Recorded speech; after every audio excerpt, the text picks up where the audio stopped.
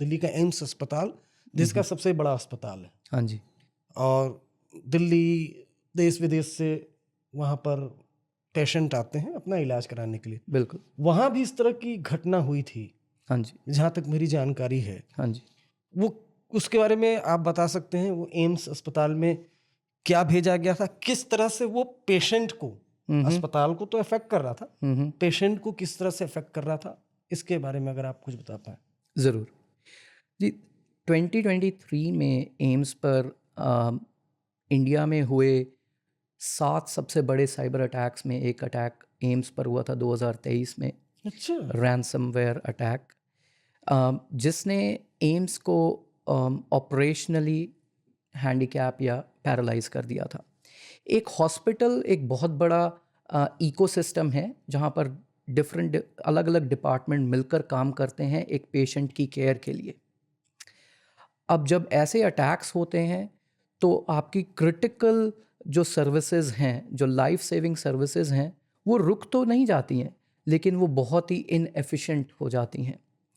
अब एम्स की अगर आप बात करें या किसी भी हॉस्पिटल की बात करें, अगर आप हॉस्पिटल में जाते हैं, आपको पेशेंट रजिस्ट्रेशन करवाना है तो वो कंप्यूटर पर होता है। एक डॉक्टर जो आईसीयू में है, अपने पेशेंट को देख रहा है, उसने उसकी पास्ट रिकॉर्ड चेक करने हैं, उसकी हिस्ट्री चेक करनी है, लेकिन अब वो उस डेटा को ना देख पाए तो बहुत प्रॉब्लम हो जाती है।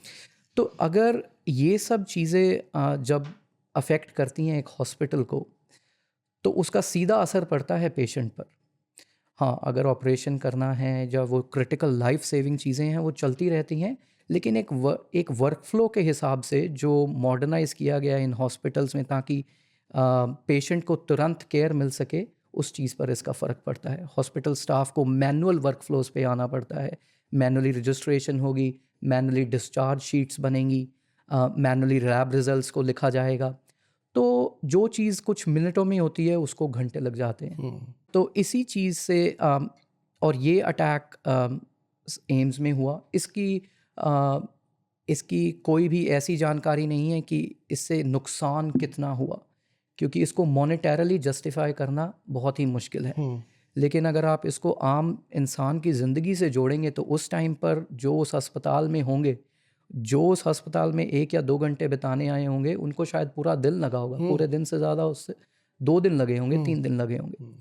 और उसके बाद हॉस्पिटल को इससे रिकवर करने के लिए भी टाइम लगता है।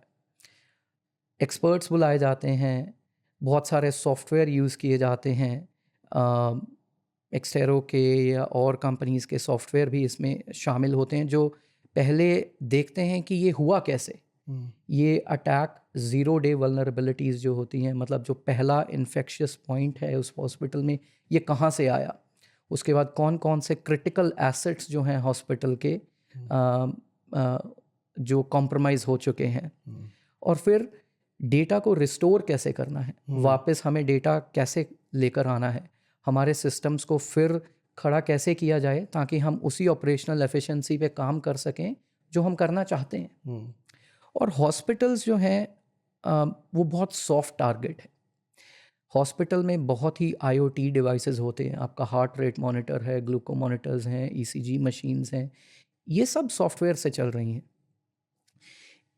और जिस टाइम पे इनको डिलीवर किया गया है उस टाइम पर उस टाइम का अच्छा सॉफ्टवेयर जो सिक्योरिटी जिसमें है वो डिप्लॉय किया जाता है।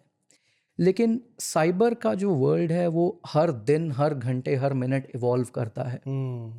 अब एक हॉस्पिटल को ये सारी चीज़ें रेगुलरली अपडेट करनी बहुत एक लॉजिस्टिकली बहुत मुश्किल है, क्योंकि वही इक्विपमेंट हैं जो आम इंसान की देखभाल कर रहे हैं, उसकी देखभाल में लगे हुए हैं।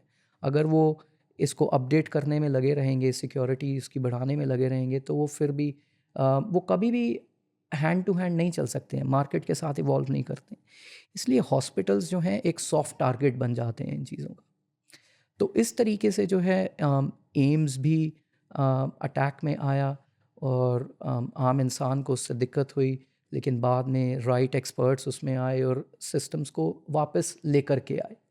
इसमें सीखने वाली बात है कि कोई भी सुरक्षित नहीं है। अगर एम्स को अटैक किया जा सकता है तो किसी भी हॉस्पिटल को किया जा सकता है। हम सिर्फ एक हॉस्पिटल की बात कर रहे हैं, किसी भी बैंक को किया जा सकता है, किसी भी कॉरपोरेशन को किया जा सकता है। जो बहुत खतरनाक है, तो क्योंकि बैंक ये सब सीधे मतलब आम लोगों से जुड़ा मामला।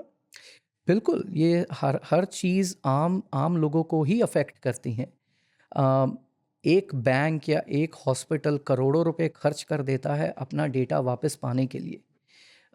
वो इसलिए करता है कि उसका जो यूज़र बेस है वो उससे ना चला जाए। अगर आप एक बैंक के साथ काम कर रहे हैं जो हर 3 दिन 4 दिन या 5 दिन के लिए डाउन है, आप अपना पैसा नहीं एक्सेस कर पा रहे हैं, तो एज अ कस्टमर आप देखेंगे कि आप किसी और बैंक में जाएं। तो वो जो कॉरपोरेशन है उसका रेपुटेशनल डैमेज, उसकी क्रेडिबिलिटी, इन सब चीज़ों पर का अफेक्ट होता है। इसलिए आप देखेंगे कि आज की कंपनीज जो हैं वो साइबर सिक्योरिटी को एक नाइस टू हैव नहीं ले रही हैं, उसको वो मस्ट हैव के ज़रिए से देख रहे हैं कि ये ज़रूरी है। जैसे हमें अपने बॉर्डर्स पर डिफेंस चाहिए, हमारे बॉर्डर्स को सिक्योर करने के लिए, इसी तरीके से हर एक कॉरपोरेशन कंपनीज़ को एक साइबर डिफेंस लेयर चाहिए होती है, जो हम प्रोवाइड करते हैं, और बहुत सारे अलग अलग सॉफ्टवेयर प्रोवाइडर्स प्रोवाइड करते हैं। जैसे एम्स में रैंसमवेयर भेजा किसी ने, तो उसके बाद डेटा कॉम्प्रोमाइज़ हो गया, तो वो जिसने ऐसा किया वो पैसे की डिमांड कर रहा था कि हमें पैसा दो। देखिए, ये सब इंफॉर्मेशन एक कभी भी एम्स ने कुछ डिस्क्लोज नहीं की है, लेकिन जो टिपिकल मॉडुलस ऑपरेंडी है वो यही होता है। ये जो रैंसमवेयर और मालवेयर की इंडस्ट्री है, ये एक बहुत $1 बिलियन अंडरग्राउंड इंडस्ट्री है।